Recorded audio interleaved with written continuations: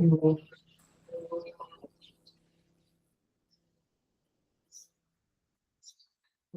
सहनावतु सहनौ भुनक्तु सह वीर्यं करवावहै तेजस्विनावधीतम् ओम शांति शांति शांति समस्त जन कल्याण निर्विघ्नं नमामि चिन्मयं देवं सद्गुरुं ब्रह्म विद्वरम्।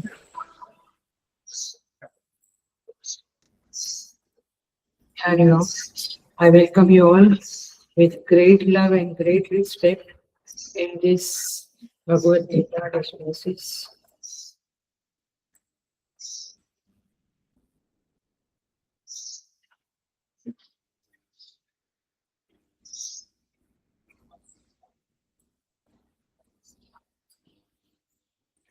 हम 14वें अध्याय में आए हैं. We'll chant from 21 number shloka.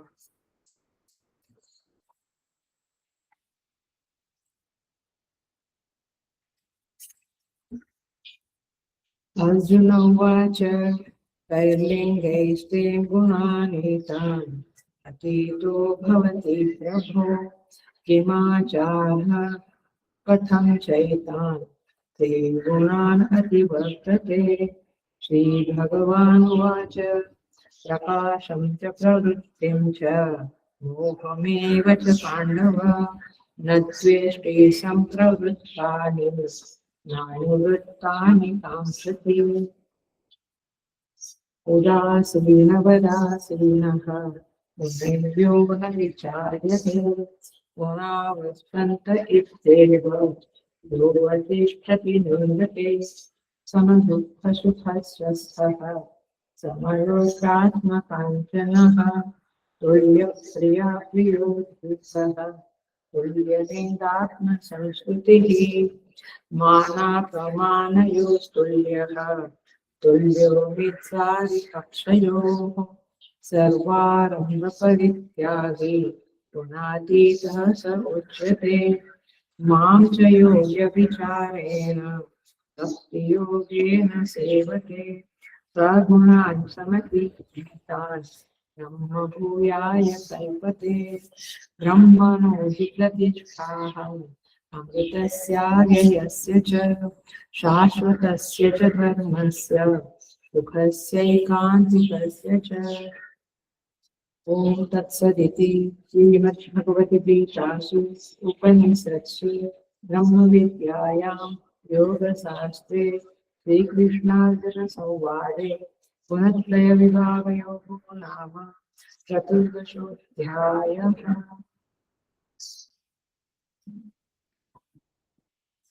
Hari Om. So I welcome you all with great love and great respect in this Bhagavad Gita discourses. हमारा 14वां अध्याय आज पूर्ण होने को संपन्न होने को आया है. तो 27 नंबर का श्लोक हमारा आज होगा. हम आते हैं 27 नंबर के श्लोक पे. ब्रह्मणो हि प्रतिष्ठाहम् अमृतस्याव्ययस्य च शाश्वतस्य च धर्मस्य सुखस्य एकांतिकस्य च. देखो इसका ट्रांसलेशन कैसे होता है. ही माने क्योंकि, ही माने क्योंकि, क्योंकि अव्ययस्य ब्रह्मणः शब्द देखना 27 नंबर के श्लोक में अव्ययस्य ब्रह्मणः. सो क्योंकि अव्यय माने अविनाशी, ब्रह्मण माने पर ब्रह्म का. सब जगह पे 6th केस है, 6ठी विभक्ति है. अविनाशी पर ब्रह्म का और अमृतस्य अमृत का तथा च माने और तथा शाश्वतस्य धर्मस्य शाश्वत धर्म का और ऐकांतिकस्य सुखस्य अखंड एक रस आनंद का प्रतिष्ठा अहम, माने मैं प्रतिष्ठा हूँ, मैं आश्रय हूँ। कितनी बातें हुई? 4 बातें। पहली अव्यय अविनाशी ब्रह्म का, सेकंड अमृत का, मिल रहा है, शब्द मिल रहा है आपको, अमृत का। तीसरा शाश्वत धर्म का, और सुखस्य एकांतिकस्य माने एक रस अखंड आनंद का प्रतिष्ठा अहम, ये शब्द मिला। प्रतिष्ठा अहम, मैं प्रतिष्ठा हूँ, मैं आश्रय हूँ। कौन बोल रहा है यार? तुम कि मैं? आप बोल रहे हैं कि मैं बोल रही हूँ? भगवान बोल रहे हैं। भगवान के भगवान कह रहे हैं कि इन सबका आश्रय मैं हूँ, माने ब्रह्म का आश्रय, अमृत का आश्रय, शाश्वत धर्म का आश्रय और अखंड सुख का आश्रय मैं हूँ। आश्रय माने सपोर्ट। जैसे ये ग्लास है, ये लैपटॉप है, इसका आश्रय कौन है? टेबल। वैसे अमृत, शाश्वत धर्म, अखंड सुख, इन सब का आश्रय कौन है? परमेश्वर। हमें क्या लगता है? गाड़ी, बंगलो, फैमिली, दिस दैट, हमें ऐसा लगता है कि ये सब आश्रय है हमारा। आश्रय माने मेरा आधार है, जिसके ऊपर मैं डिपेंडेंट हूँ, तो ये सब आश्रय है, ऐसा हमको लगता है। बट भगवान कहते हैं कि ये सबका, अमृत का, अखंड सुख का, धर्म का आश्रय मैं हूँ। मतलब कि ये सब मेरे अधीन है। तुम भगवान की भक्ति करोगे तो तुम्हें अखंड सुख, अमृतत्व और धर्म, ये सब अपने आप मिलेगा। इस तरह से इस श्लोक में अंत में, अंतिम श्लोक है 14वां अध्याय का, और भगवान कहते हैं सबका आश्रय मैं हूँ। सो अव्यभिचारेण भक्ति योगेन यह माम सेवते, जो अव्यभिचारी भक्ति योग से मेरा सेवन करता है, वह एतान गुणान समतीत्य, इन सत्व, रजस और तमस को पार करके ब्रह्मभूयाय कल्पते, और ब्रह्मभूत हो जाता है, माने ब्रह्ममय हो जाता है। कौन? जो मेरा भक्ति योग से सेवन करता है, हमारी भक्ति करता है वह।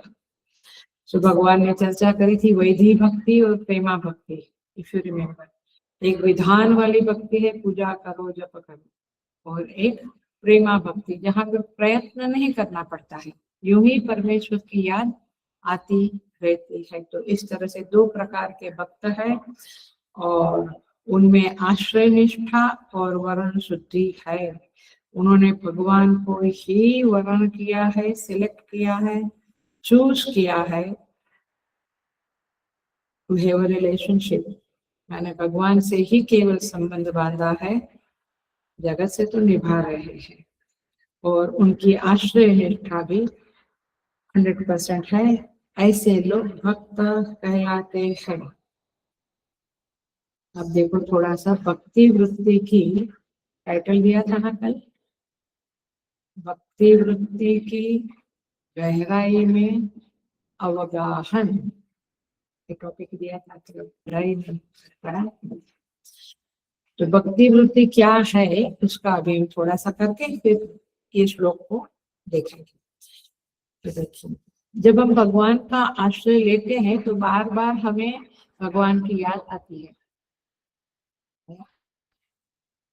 पहले के जमाने में शादी होती थी तो लड़की हमेशा 24 घंटा पति का स्मरण करती थी, कब आएंगे, कब गए, कहाँ होंगे, ऐसे। अथवा बच्चे का स्मरण करते हैं माँ से। भगवान का जब हम स्मरण करते हैं और भगवान को ही वरण करते हैं तो हमारे अंदर भगवान की आराधना प्रस्फुटित होती है, माने हम आराधना करने लगते हैं भगवान की। अभी तो कोई आराधना नहीं है हमारी, अभी तो केवल एक विधि है, पूजा कर ली,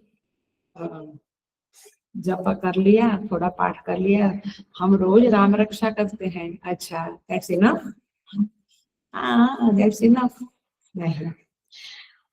सो आराधना वृत्तियां जो है वो जीव की जब होती है, बहने लगती है, तब भगवान प्रसन्न होते हैं। आयुर्वेदिक आपने पूजा की जब किया ठीक है, भगवान खुश होते हैं, बट आराधना वृत्ति जब बहने लगती है अंदर, कंटिन्यूअस भगवान की स्मरण, भगवान का स्मरण होते रहता है, तो परमेश्वर अपना आराध्य देव जो है वो खुश होते हैं, प्रसन्न होते हैं। तो ये जुड़ना, उनसे जुड़ना और आराधना वृत्ति का बहना, यही भक्ति है। भक्ति मैंने पूजा ही केवल भक्ति नहीं है, पूजा भक्ति का एक विधान है। That's it. So, ये भगवान से जुड़ना ये मेन बात है। और जुड़ते कैसे है? आप तो जिज्ञासु अर्थार्थी, आपको कुछ चाहिए, बच्चा चाहिए, शादी होनी है, वीजा चाहिए, आपको कुछ भी चाहिए तो आप याचना करते हैं। आर्त माने आप आरती लेते हो ना, आरती लेते हो ना, क्यों नहीं, क्यों आरती लेते हो ना? वो आरती माने आर्त माने दुख। अब आरती लेके क्या कहते हैं? भगवान मेरे दुख की निवृत्ति करो, यही है उसका मीनिंग। तो मुझे प्रकाश है, मेरे जीवन में प्रकाश है। तो जब आप याचना करते हैं तभी भी आप भगवान से जुड़े रहते हैं। तो आप ये मत सोचो कि मुझे ज्ञान होगा तब मैं भगवान से जुड़ूंगा। आप दुखी है और भगवान से कुछ कहते हैं मेरा दुख का निवारण करो, तभी भी आप पेड़ से जुड़ते हैं क्या, मॉल से जुड़ते हैं? तभी आप परमेश्वर से ही जुड़ते हैं। तो पॉइंट इज दिस कि आप इस तरह से भी जुड़ो। आप अर्थात कि आपको कुछ धन चाहिए और मांगते हैं तो भी ठीक है, तभी जुड़ो।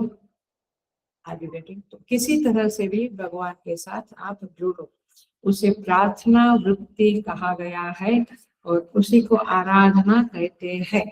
ऐसा नहीं है कि आप नहीं मुझे कुछ नहीं चाहिए, कुछ नहीं चाहिए तो आप भगवान का स्मरण बहुत ज्यादा स्ट्रांगली, तीव्रता से, इंटेंसिटी से नहीं कर पाएंगे।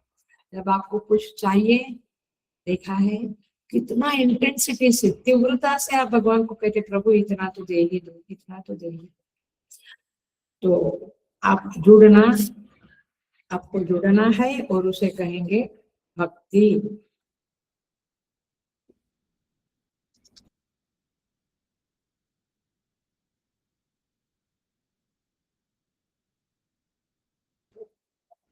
ये जो वृत्तियां है हमारी, आराधना वृत्ति, भक्ति वृत्ति, इन गोपी कहा गया है, गोपियां कहा गया है, ये वृत्ति को गोपियां कहा गया है। इसीलिए ये 16,000 रानियां है, ऐसा नहीं। आज इसका मीनिंग समझ लो। ये 16,000 रानियां वो ठीक है, भौतिक तरह से आप समझना है तो समझो, लेकिन उसका आध्यात्मिक दृष्टिकोण क्या है कि प्रार्थना की 16,000 वृत्तियां हैं। आप 16,000 वृत्तियों से परमात्मा के साथ जुड़ सकते हो, जैसे गोपियां जुड़ गई थी। याद है ना आपको प्रसंग, जरासंध के साथ फिर सारी लड़कियों को, कन्याओं को वो जेल में से बाहर निकाला, फिर उनको कौन शादी करेगा? भगवान ने उनसे कर ली। तो ये जो बाहर की कथा है वो तो है, लेकिन अंदर प्रार्थना की हजारों वृत्तियां हैं। मुझे यहाँ कहीं से तो स्वेटर मिल जाए, यहाँ कहीं से तो खाना मिल जाए, हर एक अलग अलग अलग अलग करेंगे तो इतनी सारी वृत्तियां हमारे अंदर है, जिसके जरिए आप परमात्मा से जुड़ सकते हो। आप जब पसंद करते हो ना, कपड़े पसंद करते हो, साड़ी पसंद करते हो, ड्रेस मटेरियल, तो आप आजू बाजू कोई है उसको पूछते हो ये बरोबर है, ये ठीक है, या फिर दुकानदार से या मॉल वाले से पूछो ये ज्यादा बेटर है या ये। एक बार भगवान से भी पूछो, ये गड़बड़ होती है तभी कभी कभी मार पड़ती है। तो आप यदि इस तरह से हर एक बार भगवान से जुड़े रहोगे तो 16,000 वृत्तियां तो हो ही जाएगी। Are you getting the point? Guest आ रहे हैं, सो मेनी चीज है, मैं संसार की बातें करने लगूं तो उसी में क्लास जाएगा। गेस्ट आ रहे हैं, आप भगवान से एक बार कह दो कि मैं इनको ऐसे सर्व करूं, माने सेवा करूं, इनको ऐसे बात करूं, खाना नाश्ता दूं, खाना दूं, जो भी, कि आप मुझसे प्रसन्न हो। Are you getting the point? बस आपको हर एक कर्म के पहले इस तरह से भगवान से जुड़ना है। इसी को तो कायेन वाचा मनसेन्द्रियैर्वा कहते हैं। नारायण यदि समर्पय, एक बार श्लोक बोल दिया तो नहीं वो तो एक सिंबॉलिक है। हर वृत्ति, हर कर्म के साथ जो वृत्ति है, जिस वृत्ति से आप परमात्मा से जुड़ सकते हैं, जोड़ दो। भगवान, मैं ये खाना खा रहा हूँ, मुझे अच्छे डाइजेस्ट हो जाए, खाना तो डॉक्टर ने मना किया है ये, बट खा लेता हूँ, आप जरा सा संभाल लेना मुझे। हो गई बात। आराम से हम भगवान से जुड़ सकते हैं। इसलिए 16,000 रानियां क्या है? 16,000 वृत्तियां, and you have available with you, तो आप उसे जोड़ो। सो पॉइंट इज की इस तरह से गोपियां भगवान से जुड़ी थी, हम भी भगवान से जुड़कर गोपी बन सकते हैं। शरीर के लिए प्रार्थना करते हैं, करो ना भगवान, हर अवयव से प्रार्थना करो। शरीर में लीवर है, हार्ट है, सबसे एक बार प्रार्थना करो कि आप के ऊपर भगवान की कृपा रहे। माने अपने हार्ट से कहो आपके ऊपर भगवान की कृपा रहे, आप जुड़े भगवान से और हार्ट के ऊपर भी आशीर्वाद आया। बस so many ways are there जहाँ हम भगवान से जुड़ सकते हैं। सर्वे भवन्तु सुखिनः, ये तो जुड़ने की बात ही है। जब हम देखते हैं टीवी में बांग्लादेश में ऐसा हुआ, तो आप तभी प्रार्थना कर सकते हैं, प्रभु इन सब जो आत्माएं गई चली गई उनको आप कृपा करें, उनको मोक्ष देवे, उनके प्रति कंपेशनेट होवे, और या तो इन लोगों को बुद्धि देवे कि ऐसा ना करें। सो मेनी वेज आज बट हम देखते हैं हमारे अंदर कुछ होता नहीं, वो मैक्सिमम दुख होता है कि अरे क्या हो रहा है, but connect with God. you have a choice to connect with God every time। और इसीलिए भारतीय संस्कृति में, हमारे हिंदुइज्म में, हर कर्म के पहले हम प्रेयर करते हैं, ओम सहनावतु। सो इस तरह से हमें भगवान के साथ जुड़ना चाहिए, यही भक्ति है। बाकी ऊपर का जो है वो भक्ति का एक शाखा है, बट तो इसको कहते हैं आराधना वृत्ति। उसमें राध धातु है, राधा, आराधना वृत्ति। सो आप राधे राधे कहते हैं राधा, ये राधा क्या है? आराधना वृत्ति है। आराधना, ईश्वर से जुड़ने की जो चीज है वो आराधना है। वो आराधना वृत्ति को ही राधे राधे कहते हैं। और इसीलिए हम भजन ऐसे करते हैं, राधे राधे राधे श्याम से मिला है। क्यों? क्योंकि वो आराधना वृत्ति ही श्याम से मिलाएगी। ये पिज्जा वृत्ति, रसगुल्ला वृत्ति कृष्ण से में, श्याम से नहीं मिलाएगी। आया? इसलिए राधे राधे शब्द बोलते समय अपनी आराधना वृत्ति को इन्वोक करो। बाहर राधा को देखना ये एक उपाय है, बट मूलतः साधना क्या होनी चाहिए? वो राधे शब्द बोलते समय अपनी आराधना वृत्ति है, उसको जगा दो, उसको इन्वोक करो और वो श्याम से जुड़ जाएगी। क्योंकि राधा तो श्याम के से और कहीं जुड़ेगी नहीं। तो आराधना वृत्ति को इन्वोक करने के लिए ये भजन है। बट हम तो इसीलिए गाते हैं, बहुत बार लोग, कौन सुन रहा है, कौन प्रेस कर रहा है, कौन ताली बजा रहा है, अच्छा वो नहीं बजा रहा है, उसको इंटरेस्ट नहीं आ रहा है मेरे गाने में। सो मेनी सो ये है भक्ति का रहस्य, भक्ति का गहराई, भक्ति की गहराई। तो ये आराधना वृत्ति अव्यभिचारिणी है, क्योंकि राधा जी अव्यभिचारी थी, वो व्यभिचारी नहीं थी, इधर भी वाली नहीं थी, वो अव्यभिचारी थी। इसलिए हमें राधे राधे शब्द बोलते समय उस आराधना का इन्वोक करना चाहिए और ईश्वर से जुड़ना चाहिए। अब जरा सा महत्व की वेरी वेरी इंपॉर्टेंट बात हम कहेंगे कि बहुत ही गहरी बात हम बताने जा रहे हैं, ध्यान से सुनना। Hello, attention please. आराधना भी एक वृत्ति है, वो वृत्ति है तो अंतःकरण की वृत्ति है, और अंतःकरण की वृत्ति है तो आइदर सात्विक है, राजसिक है या तामसिक है, लेकिन ना राधा की स्पेशल है ना। लेकिन यह जो आराधना वृत्ति है, भक्ति की वृत्ति है, वह त्रिगुण की वृत्तियों में समाविष्ट नहीं होती है। It is not included into त्रिगुणा। वो चिन्ह मूर्ति, वो चिद विलास है, चिद विलास की वृत्ति है, माने वह वृत्ति तीनों गुणों से अलग है, परे है, और इसलिए उसको आराधना वृत्ति कहते हैं, और इसलिए उसका जो फिजिकल फॉर्म है उसको राधा जी कहते हैं। ठीक है, सो ये वृत्ति जो है भक्ति की, आराधना की, जो त्रिगुण के अंदर नहीं आती है, वह जीव को बांधेगी। त्रिगुण जीव को बांधता है, सत्व रजस तमस, पूरा 14वां अध्याय त्रिगुण का ही है। लेकिन ये भक्ति वृत्ति जो है वो स्पेशल है, क्योंकि वो त्रिगुण के अंडर में नहीं आती है तो वो जीव को बांधेगी नहीं, वो जीव को मुक्ति देगी। तो ये भक्ति मुक्ति देने वाली है, इस बात को समझो।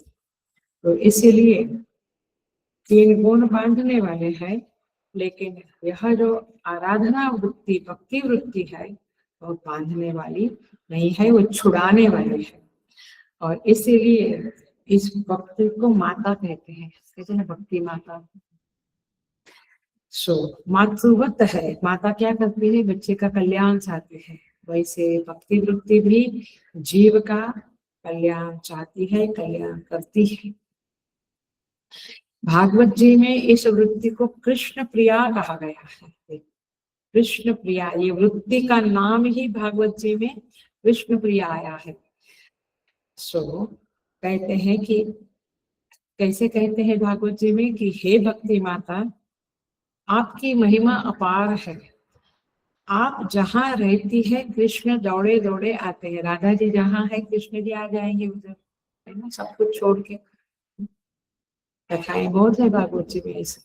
तो राधे जी के पास जैसे भगवान कृष्ण आते हैं, वैसे जहाँ पे आराधना वृत्ति है, भक्ति वृत्ति है, वहां श्री कृष्ण दौड़ के आते हैं, आपको वहां नहीं जाना पड़ता है। अरे वेटिंग द पॉइंट, ये है भक्ति का रहस्य।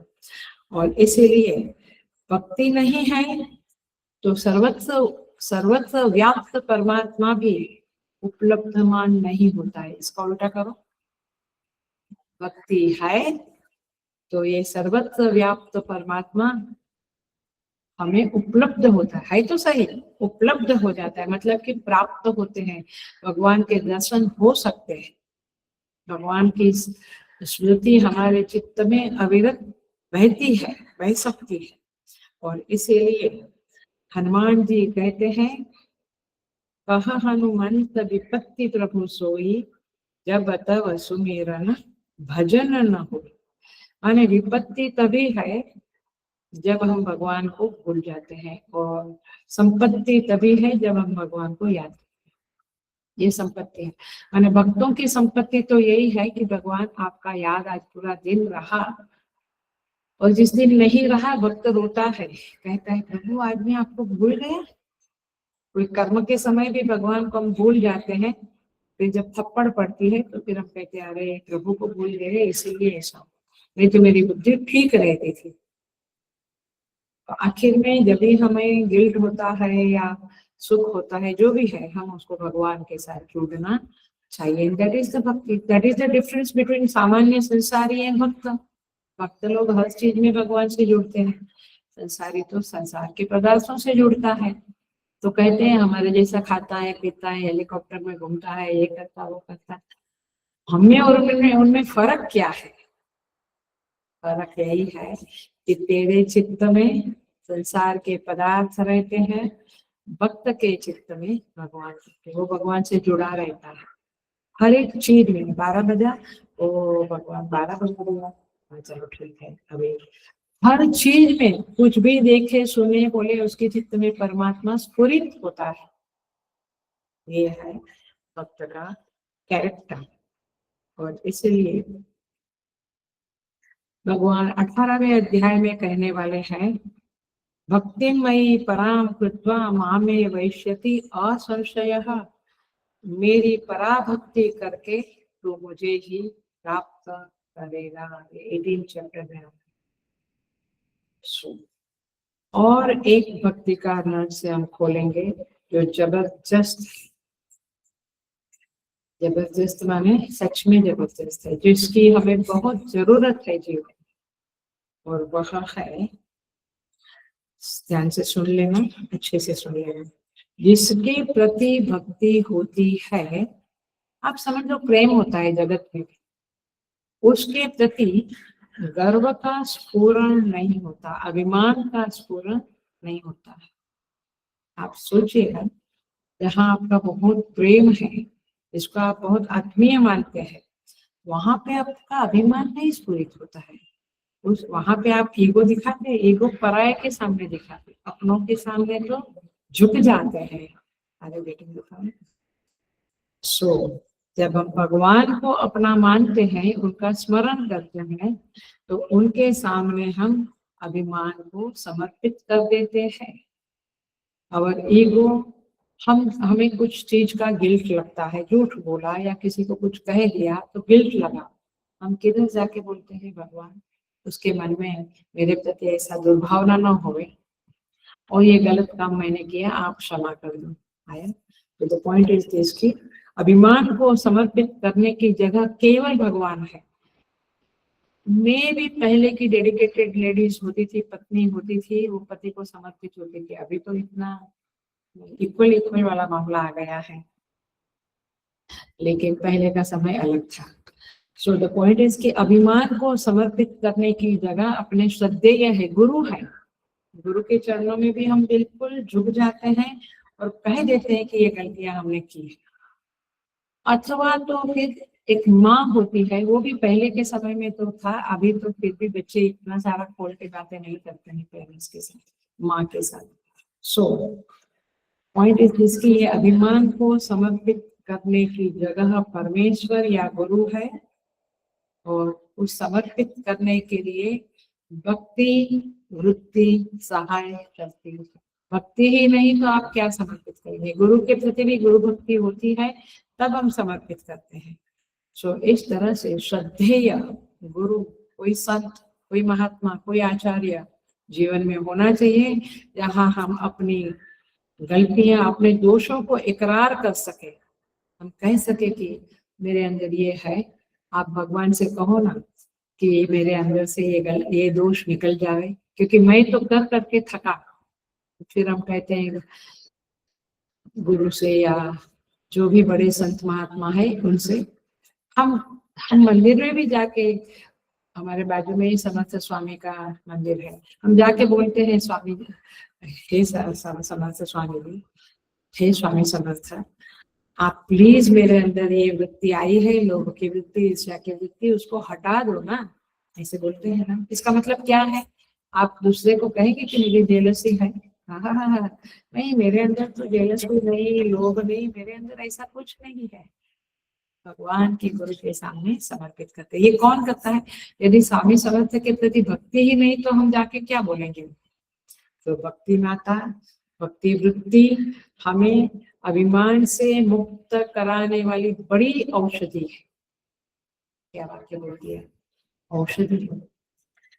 और इसीलिए, और अभिमानी व्यक्ति तो दुनिया में किसी को पसंद नहीं आता है, ये बात वाक्य। तो इसीलिए इफ आई वांट, एंड मजेदार बात यह है कि we want to be liked by everybody. हम चाहते हैं कि सब मुझे प्यार करे। कोई एक व्यक्ति भी हमसे नफरत करता है तो हमें अंदर उथल पथल होती रहती है कि भाई ही हेट्स मी, वो मुझे क्यों नफरत करता है। सो अभिमान की शांति होने का नाम ही श्रद्धा है। तो श्रद्धा है तो अभिमान तो वो श्रद्धा जहाँ पे है उसके सामने प्रार्थना करने से अभिमान शांत होता है। तो इस तरह से आप किसी भी तरह से ये न के न उपाय न कृष्णे मन निवेश, किसी भी तरह से भगवान से जुड़ जाओ। नहीं तो थैंक्स कहा करो, कृतज्ञता को आगे लाओ, अपने अंदर जो ग्रेटिट्यूड फीलिंग है उसका सहारा लेकर उसको भक्ति में समर्पित, उसको भक्ति में परिवर्तित कर दो। कृतज्ञता के जरिए आप भगवान को थैंक्स थैंक्स थैंक्स करते रहो, तो क्या होगा, आपका भगवान से जुड़ना चालू रहेगा। कई लोग कुछ बात करते हैं बीच में नारायण नारायण ऐसा बोलते हैं।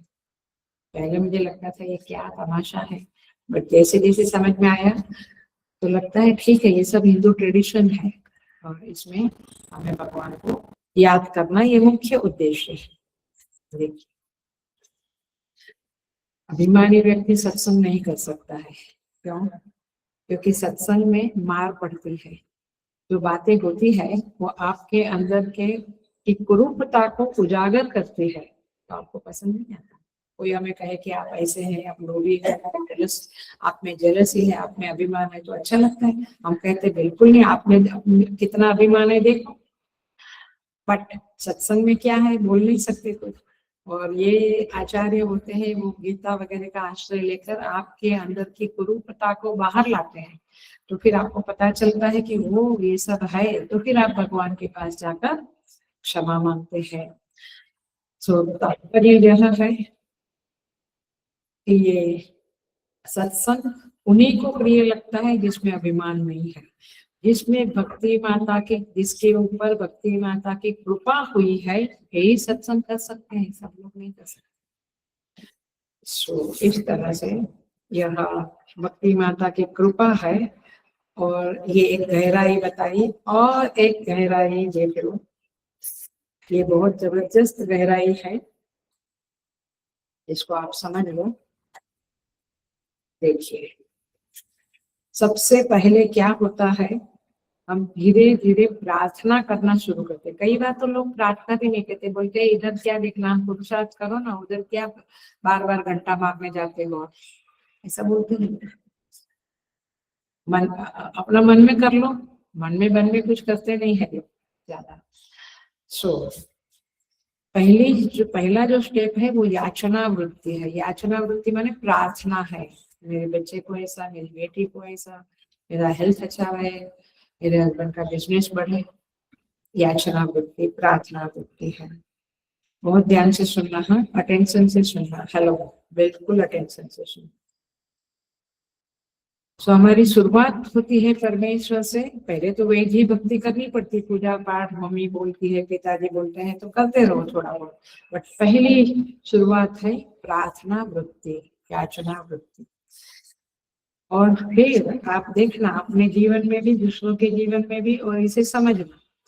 धीरे धीरे जब हम प्रार्थना करने लगते हैं, उस परमेश्वर से जुड़ने लगते हैं, तब धीरे धीरे स्वीकृति वृत्ति भी जागने लगती है। स्वीकृति माने स्वीकार करना, स्वीकृति माने स्वीकार करना। ये नया शब्द है, कन्नड़ में नहीं है ये स्वीकृति है। स्वीकृति तो होता है, टीवी में भी आता रहता है, उन्होंने स्वीकृति की। स्वीकृति शब्द का अर्थ होता है स्वीकार करना। इसका क्या कहेंगे, जो भावे सो कर कृपा। प्रभु ने जैसा मेरे साथ किया है अथवा वो जो कर रहे हैं दुनिया में, सब ठीक ही है, इसको कहेंगे स्वीकार करना। पहले हम क्या करते हैं, प्रार्थना। इसका मतलब क्या है, भगवान ने मुझे बेटा नहीं दिया है तो हम प्रार्थना करते, प्रभु एक बालक दे दो, एक बच्चा दे दो, I want to be a mother, you know, something like that. या मेरे बेटे को वीजा दे ही दो, दे ही दो, फिर मैं कुछ नहीं मांगेगा, ऐसा सब बोलते रहते। तो प्रार्थना वृत्ति क्या है, उस वो जो कर रहा है वह स्वीकार नहीं हुआ। फिर सेकंड वृत्ति आई स्वीकृति वृत्ति। आप देखो आगे कैसे आप बढ़ते हो, ये साधना के स्टेप्स है। साधक को अपनी साधना इस तरह से जांचनी चाहिए कि पहले मेरे में प्रार्थना वृत्ति थी, धीरे धीरे स्वीकृति वृत्ति भी आ गई, और धीरे धीरे आगे बढ़ता हुआ साधक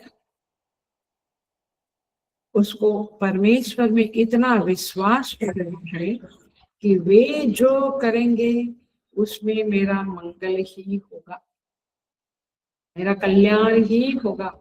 मेरे प्रभु, मैं उनका बालक हूँ, मैं उनकी संतान हूँ, उन्होंने मुझे इस दुनिया में भेजा है, वो मेरे माए बाप है, वो जो करेंगे वो मेरे भले के लिए। इतना विश्वास, इसको नानक देव जी कहते हैं, गुरु नानक कहते हैं, तेरो भाव मीठो लागे।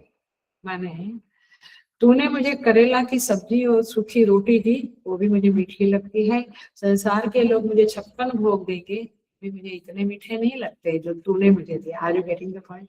तो पहली बात याचना वृत्ति, प्रार्थना वृत्ति, फिर स्वीकृति वृत्ति, फिर तीसरी बात हुई जो कुछ भी है वो भला लगता है, अच्छा लगता है, भगवान मेरा कल्याण करेंगे। यह खाली स्वीकृति नहीं, स्वीकृति तो अंगूर खट्टे है वाला भी स्वीकृति कर ही लेता है, बट यहाँ क्या है, वो जो करते हैं उसमें मेरा भला है, ये वृत्ति है, इसको कहेंगे भक्ति वृत्ति। और एक और वृत्ति आगे आने लगी। ये सब साधना के स्टेप्स हैं। हाँ, आप कहाँ खड़े हो आप खुद देखो, ये ऊपर ऊपर चढ़ने की सीढ़ी है। 5 स्टेप्स बताऊंगी, 3 बताया, प्रार्थना वृत्ति, स्वीकृति वृत्ति और कल्याण वृत्ति। मैंने मेरा भगवान कल्याण कर रहे हैं। और चौथी वृत्ति है, ये भी जबरदस्त है। आखिर में भगवान जो चाहते हैं वही होता है। आया, भगवान जो चाहता है वही होता है। पिछले क्लास में एग्जाम्पल दिया था ना, वो साधु का पानी भर रहा है नाव में, फिर पानी निकाल रहा है। भगवान जो चाहते हैं वही होता है, तो मैं उनके काम में सहाय करूं। So the point is this कि उनके सामर्थ्य की अनुभूति हमें होनी चाहिए। सो सामर्थ्य की अनुभूति ये चौथी वृत्ति है। मतलब क्या, वे बहुत समर्थ है। इसको देखो, 2 तरह से ले सकेंगे।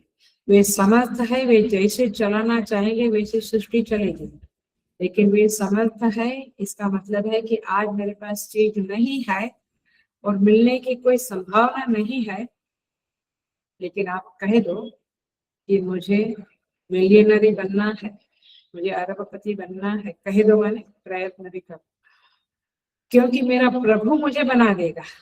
तो उनके सामर्थ्य की अनुभूति आप में रहनी चाहिए। बहुत बार हमारी ये चौथा स्टेप्स है, उस तरह की साधना भक्ति नहीं रहती है।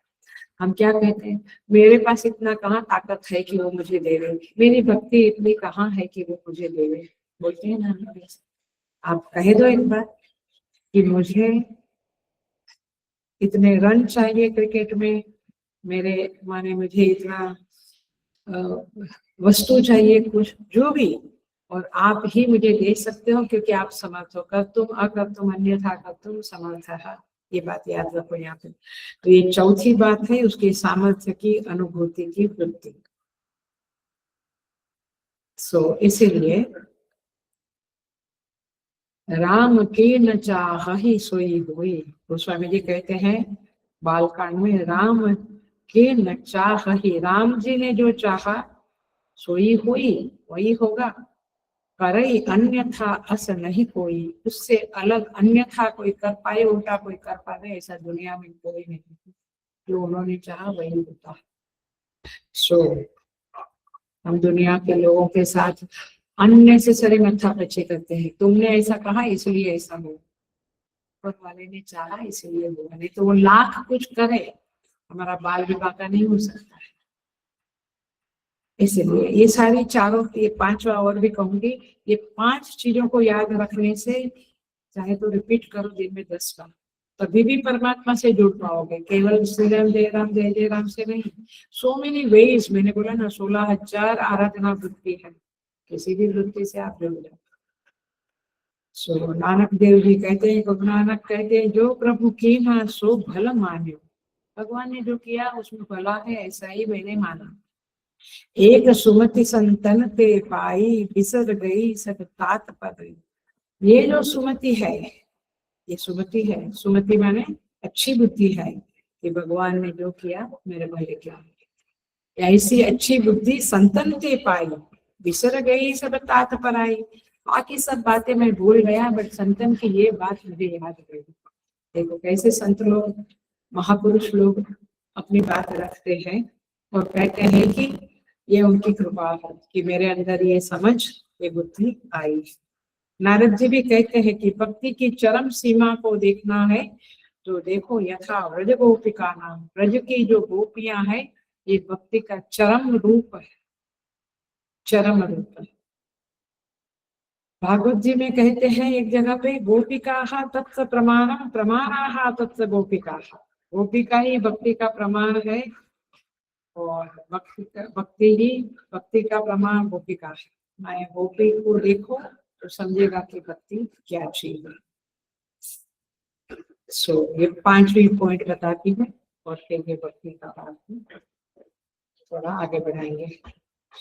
भक्त जब प्रार्थना करता, स्वीकृति करता है, फिर कल्याण वृत्ति आती है कि जो होता है भल के नो, मेरा भला ही है, और फिर सामर्थ्य उनका बहुत जबरदस्त है। ये सब की वृत्ति आने के बाद 5वां पॉइंट है, अब भक्त कहता है अब मुझे कुछ नहीं चाहिए, अब मुझे आप चाहिए।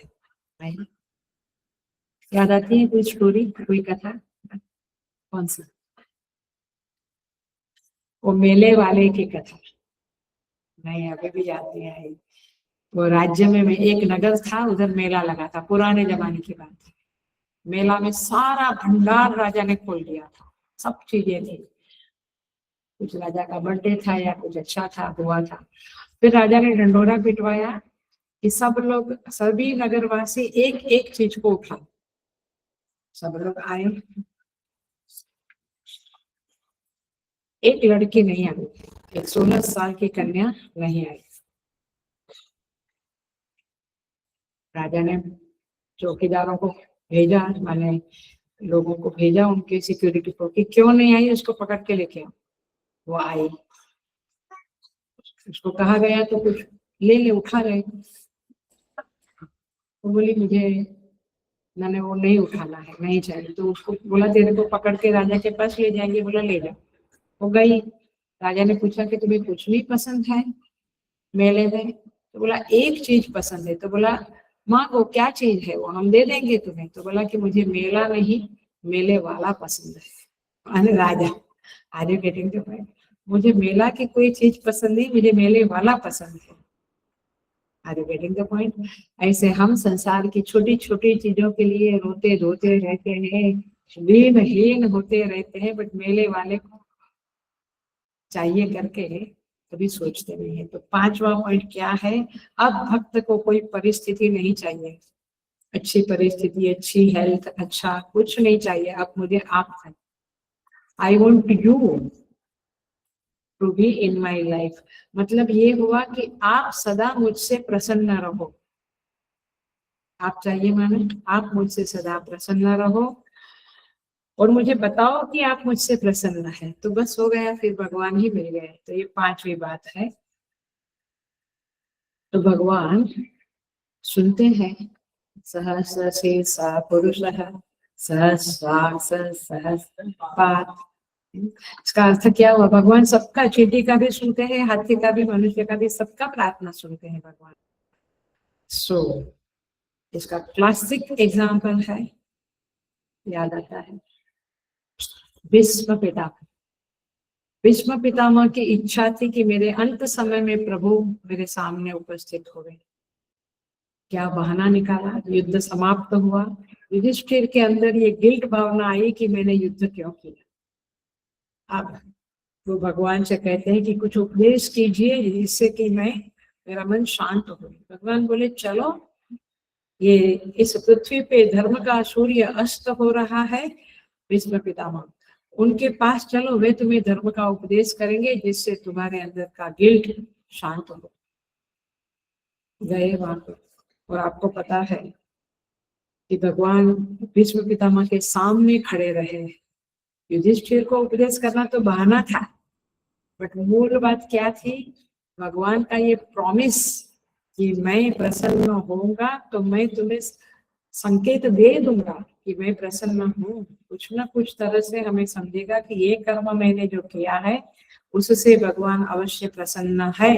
वो किसी न किसी तरह से हमें बता देते हैं कि I am unhappy with you, बताते हैं ना, अंदर से पता चलता है कि भगवान खुश नहीं है। और I am very much happy with you, ये भी भगवान बता देते हैं। तो भगवान इस बात को कि मैं तुमसे प्रसन्न हूँ, इस बात को बताने के लिए भीष्म पितामह के सामने खड़े होते हैं कि भीष्म स्तुति होती है और अपनी बुद्धि को कन्या के रूप में वे भगवान को समर्पित करते हैं। So the point is this की भगवान प्रसन्न होते हैं तो ऐसा ही करते हैं, बता देते हैं। और जो भक्त है वो भगवान की हर बात को स्वीकार करता है, उनसे ही प्रार्थना करता है, उनमें विश्वास करता है कि वे जो करते हैं मेरे भले के लिए। जब एक्सेट्रा ये सब होता है तब आप भक्त कहलाओगे, तब आपकी आराधना वृत्ति, तब समझो कि राधा जी की कृपा होगी, आराधना वृत्ति की कृपा होगी। आई बात समझ। हनुमान जी जब साकेत गए राम जी, तो हनुमान जी अकेले थे, बाकी सबको भगवान साथ में ले गए। हनुमान जी को कहा तुम्हें यहाँ पृथ्वी पर रहना पड़ेगा, रहना होगा। हनुमान जी बोले ठीक है। उनके मन में एक बार भी ऐसा नहीं आया कि सबको साकेत ले जा रहे हो जिन्होंने आपकी सेवा भी नहीं की है। मैंने तो कितनी सेवा की है, सबको ले जा रहा है, मुझे ही इधर छोड़ रहे हो, कमाल है भगवान। कुछ नहीं आया। हमें कभी होता है भगवान ये तो कुछ करता नहीं तो भी आप उसके ऊपर। सो भक्ति योगेन सेवते, तो पॉइंट इज दिस की ये भक्ति वृत्ति जीव को ब्रह्म भूयाय कल्पते, परमात्मा के साथ मिला लेते हैं। और इसीलिए प्रश्न तो आता है कि जब भक्ति वृत्ति है तो गुणों का क्या होता है, तो गुण कहाँ रहते हैं, वे क्या करते हैं। आचार्य लोग कहते हैं समति तेतान, भगवान कहते हैं एतान समति तेतान, माने ये सारे गुणों से, गुणान समति तेतान, ये गुणों के ऊपर चला जाता है आदमी, गुणों को पार करता है। क्यों? क्योंकि भक्ति दानी की उपस्थिति में गुण कुछ नहीं कर सकते। आपको ऐसा नहीं था कि मेरा को माने खाना नहीं खाने की इच्छा होती थी, माने भूख नहीं लगती थी, ऐसा नहीं। सब वृत्तियां आती है सत्व रजस तमस, but they can not dominate on us. जो भक्त है उसके ऊपर कितने दिनों तक साधु महात्मा को खाना नहीं मिलता है, कितना ठंड है गर्मी है जो भी है पड़े रहते हैं। अभी अभी कहीं सुना हिमालय में जाकर ठंड में तपस्या करते हैं। तो पॉइंट इज दिस की गुण तो उनको भी तकलीफ देता है, बट भक्ति वृत्ति इतनी स्ट्रांग है कि वे गुणों का कोई क्या कहते हैं प्रभाव ही नहीं पड़ता है। ये हम लोगों को भी पता है। मैंने कहा ना कभी कभी हमारे गीता चैंटिंग कॉम्पिटिशन में जज होते हैं, तो पहले बाहर भी होती थी, आश्रम के बाहर के ग्राउंड में भी होती थी। तो जो 8 बजे गए 6 बजे तक, कभी कभी किचन वाले भूल ही जाते हैं कि उधर भी खाना भेजना है या उनको बुलाना है, तो 8 बजे से 6 बजे तक आराम से जजिंग कर लेते थे। ऐसा सब एग्जाम्पल है, हम खुद सबका अनुभव है। पॉइंट इज दिस की भक्ति वृत्ति है तो गुणों का प्रभाव नहीं पड़ेगा। कमर दुखने लगी, पेट दुखने लगा, भूख लगी, कुछ नहीं होता है। ये होने के बाद फिर शुरू होता है जो, क्योंकि तब गुण प्रभावित करने लगते हैं। बट भक्ति वृत्ति, क्योंकि ये जो भी काम हम भजन करते हैं, सेवा करते हैं गुरु के आश्रम में, थकान नहीं लगती, कुछ नहीं। ये हमारा अनुभव। तो द पॉइंट इज दिस की ये भक्ति जबरदस्त है। मम माया दुरत्यया ये माम यो मामेव प्रपद्यते, तो मुझे शरण में आते हैं, भक्ति वृत्ति से जुड़ जाते हैं, आराधना करते हैं, वे लोग गुणों की, तीनों गुणों की इस दुष्कर धार को पार कर जाते हैं। और इसीलिए भगवान से कहे ऐसे इस भक्त लोग ब्रह्म भूयाय कल्पते, वे ब्रह्म भूत हो जाते। अब आते हैं ये 27 नंबर की श्लोक। ब्रह्मभूत ये भूमिका बनानी थी, ये ब्रह्मभूत हो जाते हैं। मतलब क्या होता है, वे ब्रह्म बन जाते हैं। परसों की क्लास में कहा था ऐसा नहीं अभी भी मनुष्य है और ब्रह्म बन गए, वे ब्रह्म ही है। और इस बात को संकेत करने के लिए 27 नंबर का श्लोक है जो आपको बताएगा कि कैसे वो ब्रह्मभूत होता है। थोड़ा सा गहरा है बट समझ लीजिए। देखिए, यह भक्त है वो भक्ति वृत्ति से परमात्मा की सेवा करता रहता है। सेवन करता है, जैसे औषधि सेवन वैसे सेवन करता है। वो फूल चढ़ाता है भगवान को, क्यों? क्योंकि भगवान प्रसन्न हो और मैं भगवान से जुड़ा हूँ। फूल क्यों चढ़ाते हैं? टाइम पास नहीं। हम चढ़ाते समय ओम नमः शिवाय बोलते हैं और बिलीपत्र चढ़ाते 1008 whatever। प्रदक्षिणा करते हैं ओम नमो भगवते वासुदेवाय बोलते हैं।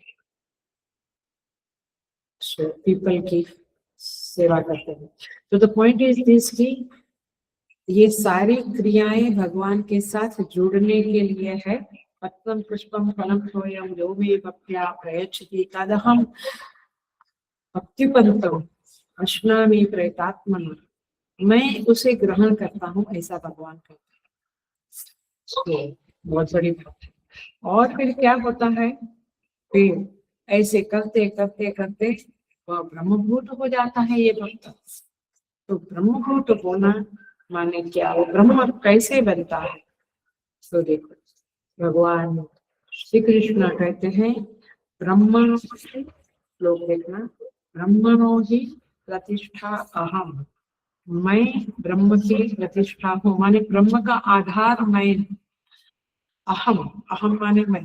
चाहे वो परमेश्वर शब्द लो या आप स्वयं के लिए अहम शब्द का प्रयोग करो। प्रत्यगात्मा, आपकी आत्मा। आप पकड़ा, बात को नहीं पकड़ा।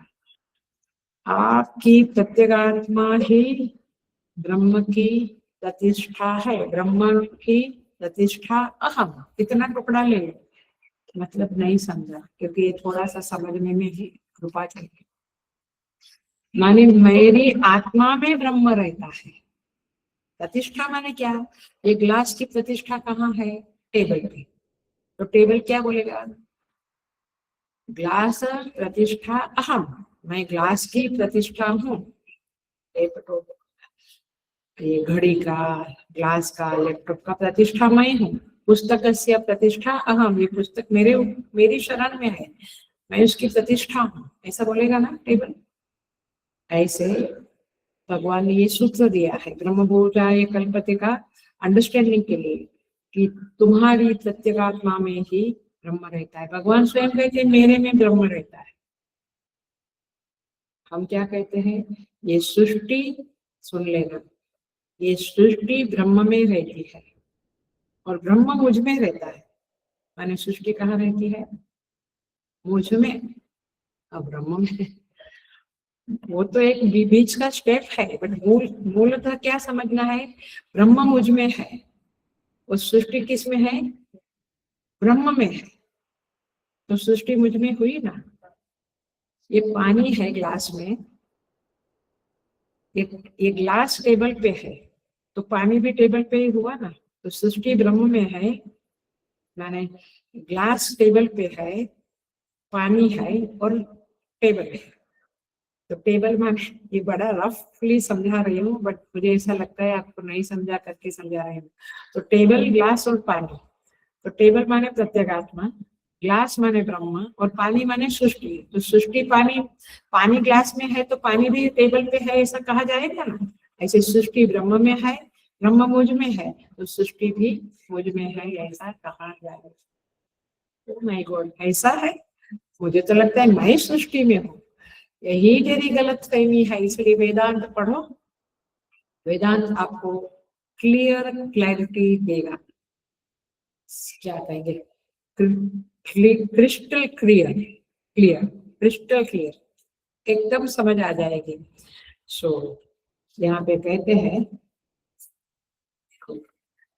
कैसे कहते हैं? ब्रह्मणोहि प्रतिष्ठा अहम, मतलब कि ब्रह्म की प्रतिष्ठा अहम में है। अहम माने ये ईगो वाला अहम नहीं, जो मूलतः मैं हूँ, इन्वर्टेड कोमा में मैं हूँ, अहम ब्रह्म। प्रतिष्ठा अहम में है, प्रतिष्ठति अस्मिन् इति प्रतिष्ठा, माने यहाँ पे रहता है उसे प्रतिष्ठा कहेंगे। तो प्रत्यगात्मा में यह ब्रह्म रहता है, तो ब्रह्म रहता है तो ब्रह्मत्व भी वही रहता है, तो तुम ही वह ब्रह्म है, तुम ही वह ब्रह्म। सो तुम और ब्रह्म में फर्क नहीं है। ऐसा नहीं सोचना कि तुम एक डब्बा हो और उस डब्बे में ब्रह्म कुछ गुड़ शक्कर की तरह रहता है, ऐसी कल्पना ही नहीं करना। जैसे तरंगे पानी में रहती है, पानी तरंग में रहती है, ऐसे ब्रह्म और तुम एक ही हो। सो यहाँ पे कहते हैं, भाष्यकार कहते हैं, प्रश्न करते हैं पूर्व पक्ष की तरह, ये प्रत्यगात्मा किस ब्रह्म की प्रतिष्ठा है? तो बोलते हैं, देखो श्लोक में मैं प्रवेश कर चुकी हूँ, बोलते हैं अमृतस्य, पहला शब्द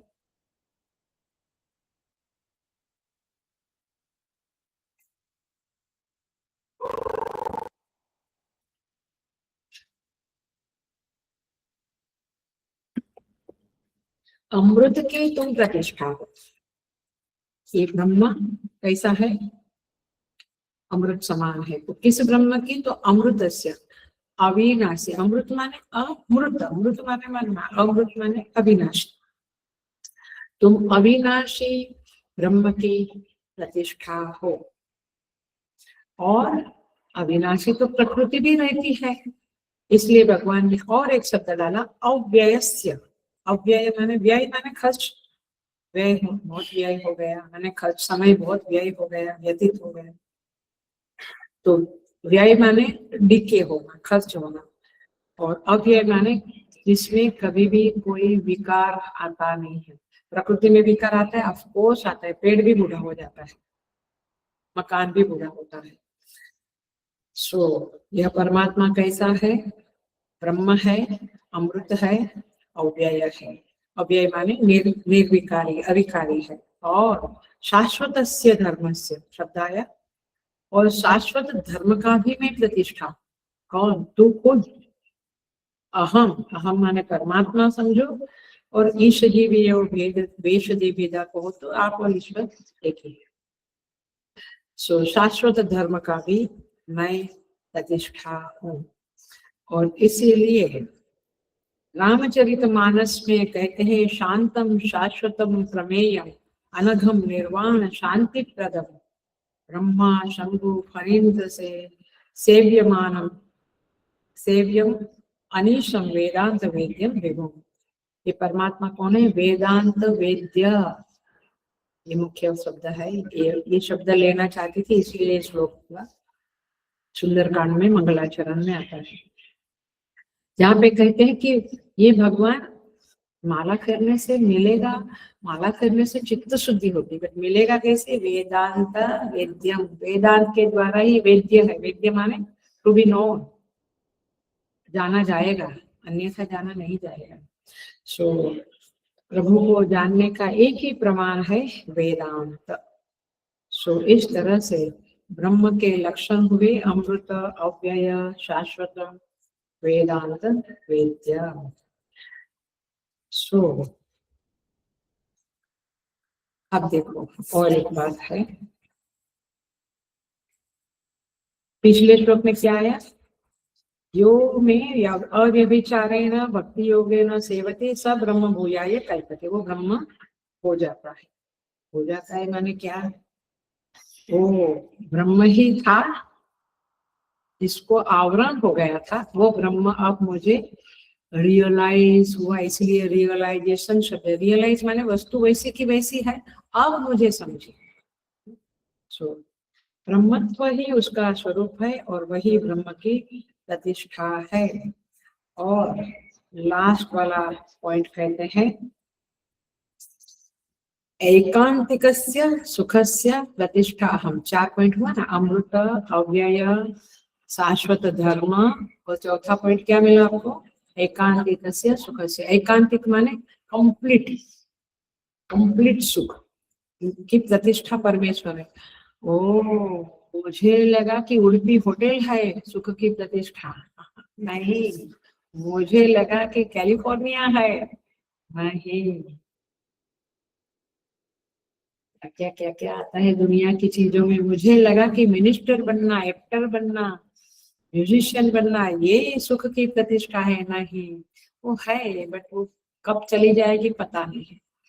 इसलिए ये बात समझ लो कि परमेश्वर ही एकांतिक सुखस्य प्रतिष्ठा अहम, ये सुख वहीं पे मिलता है।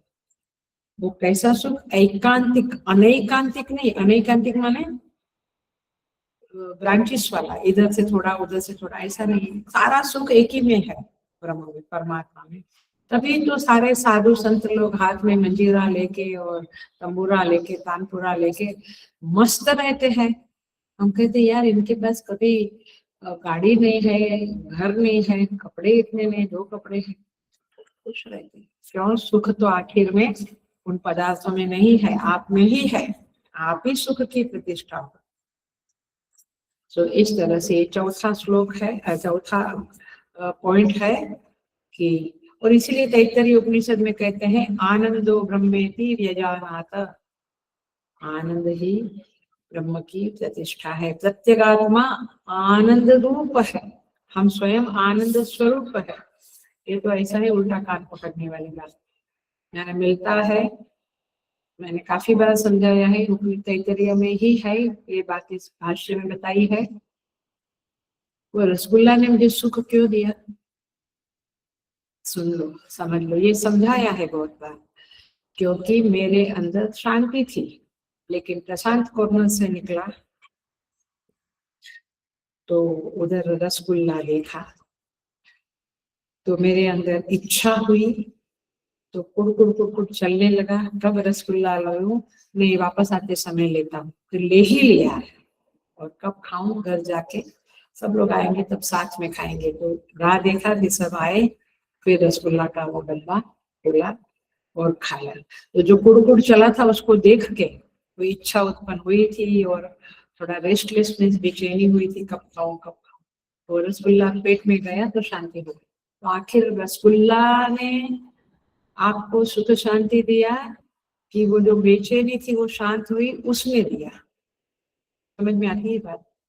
वो बेचैनी जो थी, इच्छा जो थी, वो शांत हो गई, तो आपको सुख मिला। तो हम, लेकिन हम महान मूर्ख लोग हैं ना, तो हम क्या कहते, रसगुल्ला ने सुख शांति दिया। नहीं भाई, रसगुल्ला खाने की इच्छा हुई, वो इच्छा की पूर्ति हो गई तो शांति हुई। इच्छा कहाँ हुई? अंदर। अंदर ही वो इच्छा ना होती तो सुख स्वरूप आप है ही, तो आप हमेशा सुख में ही रहोगे। बट ये इच्छाएं आपको दुख देती है, अशांति देती है, बेचैनी देती है। I am getting the point.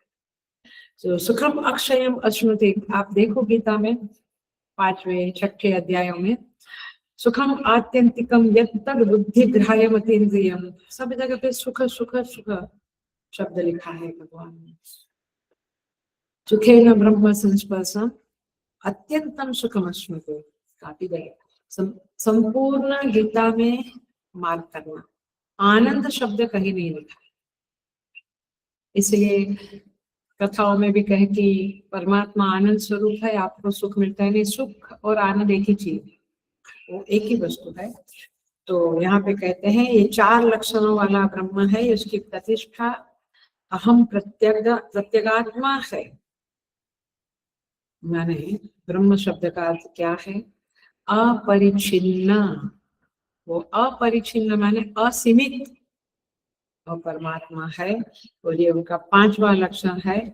और इस तरह से यह ब्रह्म की प्रतिष्ठा मैं ही हूँ। 14वां अध्याय का जो एंडिंग है वो क्लासिक एंडिंग है। आपको यदि क्लिक हो गए तो भगवान की कृपा समझो, क्योंकि 3 गुणों की बात चल रही है। 3 गुण कहाँ रहते हैं? अंतःकरण में रहते हैं। और अंतःकरण कहाँ रहता है? परमात्मा में रहता है। चित्त, जो चित्त तत्व है, उसी में तो सब कुछ है। तो ये तीनों गुणों से परे होने का अर्थ है तुम भगवान की भक्ति करो तो तीनों गुणों से परे हो जाओगे। तो तीनों गुण की प्रतिष्ठा जो परमेश्वर है, बस वही जुड़ जाओ, दैट्स द पॉइंट। तो तीनों गुण की चर्चा करके ये तीनों गुणों को ज्यादा कुछ समझना नहीं है, इतना समझना है कि इन गुणों से परे होना है। I should not be caught up with jealousy, I should not be caught up with satisfaction, जो संसार का सेटिस्फेक्शन मिलता है। मैं किसी भी वृत्ति के साथ कोटअप नहीं होगा। कोटअप माने वो मुझे कैच नहीं कर सकेंगे, उसके फंदे में मैं नहीं फंसूंगा। तब जब तुम आराधना वृत्ति से जुड़ जाओगे, राधा जी से जुड़ जाओगे। अब राधा जी से जुड़ने का अर्थ समझ में आता है, वो आराधना वृत्ति से जुड़ना। जो आराधना वृत्ति आपके अंदर आई तो परमेश्वर दौड़े दौड़े आपके पास आएंगे। फिर कहत कबीर माने हरि पाछे लागे, मैंने हरि मेरे पीछे, कहत कबीर हरि पाछे लागे, कहत कबीर कबीर। अब कबीर को भगवान का नाम नहीं लेना पड़ता है, भगवान कबीर का नाम लेकर उसके पीछे पीछे आते हैं। तो आराधना वृत्ति आपकी बहती रहेगी, बहना शुरू करेगी, यानी फ्लो होगा आपके अंदर सजातीय वृत्ति प्रवाह का। तो परमेश्वर दौड़े दौड़े खुद आएंगे। सो इस तरह से यहाँ पे कहते हैं यह ब्रह्म रूप हो जाते हैं। और ये घटना क्या घटती है आपको बहुत बार बताया है, अभी टाइम भी हो गया है इसलिए फिर कभी आता रहेगा। इस घटना में वृत्ति व्याप्ति नहीं होती है। जैसे मेरी चक्षु वृत्ति ने घट को व्याप्त किया, फिर मुझे घट का ज्ञान हुआ कि ये घट है, तो वृत्ति व्याप्ति है, फल व्याप्ति, ये शब्द सुना है बहुत बार। ऐसा यहाँ पे नहीं होता है। ये मैं ब्रह्म हूँ, अहम ब्रह्मास्मि, ये फल व्याप्ति नहीं होती है। वो ब्रह्माकार वृत्ति हुई तो आप ब्रह्म हो, इसका रियलाइजेशन हो जाता है। तो अहम आत्मानं जानाति, मैं आत्मा को जानता हूँ। अब अहम अस्मि सदा भामि, मैं हूँ। ये अनुभव हमेशा बना रहता है कि कोई कहता है कि अरे रमेश, अरे सुरेश, तुम हो। नहीं, मैं हूँ, ये मुझे मालूम है। वैसे मैं ब्रह्म हूँ, ये मुझे मालूम पड़ जाता है। What a beautiful experience. अभी मुझे क्या मालूम पड़ता है? मैं काला हूँ, मैं गोरा हूँ, मैं गरीब हूँ, मैं श्रीमंत हूँ, अलग अलग चरण से, बट मैं ब्रह्म हूँ ये मालूम पड़ेगा जब आपकी भक्ति चरम सीमा को पहुंचेगी। तो इसलिए भक्ति योगे न सेवते, भगवान कहते हैं अर्जुन, या अहम जो है वो ब्रह्म बनता नहीं है, वो ब्रह्म ही है।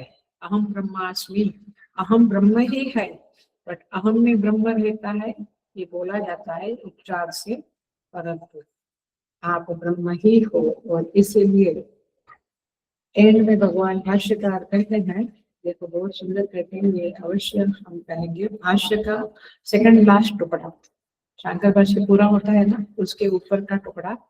अथवा ऐसा समझना चाहिए कि ब्रह्म शब्द का वाच्य होने के कारण मिला, यहाँ सगुण ब्रह्म का ग्रहण है। उस सगुण ब्रह्म का मैं निर्विकल्प निर्गुण ब्रह्म ही प्रतिष्ठा आश्रय हूँ, दूसरा कोई नहीं। ये सेकंड अलग तरह से एग्जाम्पल है कि ये अहम ब्रह्म प्रतिष्ठा माने निर्गुण ब्रह्म, ये सगुण ब्रह्म का प्रतिष्ठा है, ऐसा भी समझ सकते हैं एक एंगल से। अथवा प्रत्येक आत्मा जो है, मेरी आत्मा माने मैं ही उस ब्रह्म का प्रतिष्ठा हूँ, ऐसे समझना पड़ेगा। भगवान शंकराचार्य जी कहते हैं, देखो लास्ट पैराग्राफ भाष्य का, किम च शाश्वतस्य च नित्यस्य धर्मस्य ज्ञान निष्ठा लक्षणस्य सुखस्य तज्जनित एकांतिकस्य एकांत नियतस्य च प्रतिष्ठा अहमिति वर्तते। मैं ही इस ज्ञान निष्ठा रूप, मिला लास्ट पैराग्राफ हिंदी में, मैं ही इस ज्ञान निष्ठा रूप शाश्वत नित्य धर्म का प्रतिष्ठा हूँ। मैंने शाश्वत धर्म का भी मैं प्रतिष्ठा हूँ। मैंने आप भक्ति करने लगेगी तो आपसे धर्म का पालन होने लगेगा। ये कितनी बड़ी बात है, भक्ति की क्या महिमा है आप देखो। तो और मैं एकमात्र एकांतिक निश्चित परम आनंद का भी आश्रय हूँ। जो अहम प्रतिष्ठा में यह पद अनुवृत्ति से लिया गया है, माने शाश्वत धर्म की प्रतिष्ठा हूँ, अमृत की, अव्यय की, अव्यय ब्रह्म की प्रतिष्ठा में हूँ, शाश्वत धर्म की, एकांतिक सुख की, सबकी प्रतिष्ठा मैं हूँ। ऐसा यहाँ पे कह के परमेश्वर इस 14वें अध्याय को समापन करते हैं। हम भी इसे समापन करेंगे। तो इस तरह से 14वां अध्याय गुणत्रय विभाग योग नाम है। इति श्री महाभारते शतसहस्रायां भाष्य में देखो इनमें संहितायां वैयासिक्यां भीष्म पर्वणि श्रीमद्भगवद्गीतासु उपनिषत्सु ब्रह्म विद्यायां योगशास्त्रे श्रीकृष्णार्जुन संवादे गुणत्रय विभाग योगो नाम चतुर्दशोऽध्यायः। इस तरह से 14वां अध्याय पूरा होता है, यहाँ पे संपन्न होता है। हम परमेश्वर के चरणों में और सदगुरु के चरणों में इस अध्याय का अध्ययन अध्यापन समर्पित करते हैं और प्रार्थना करते हैं कि सारे साधक गण जो इसे अटेंड कर रहे हैं और सबको भी परमेश्वर कृपा करे और इस अध्ययन अध्यापन के फलस्वरूप चित्त शुद्धि रूपी फल हमें प्रदान करे। और आपकी कृपा से ही हम 15वां अध्याय शुरू करेंगे। पूर्णमिदं पूर्णात् पूर्णमुदच्यते पूर्णस्य पूर्णमादाय पूर्णमेवावशिष्यते। ओम शांति शांति शांति। हरि ओम। श्री गुरुभ्यो नमः। हरि ओम।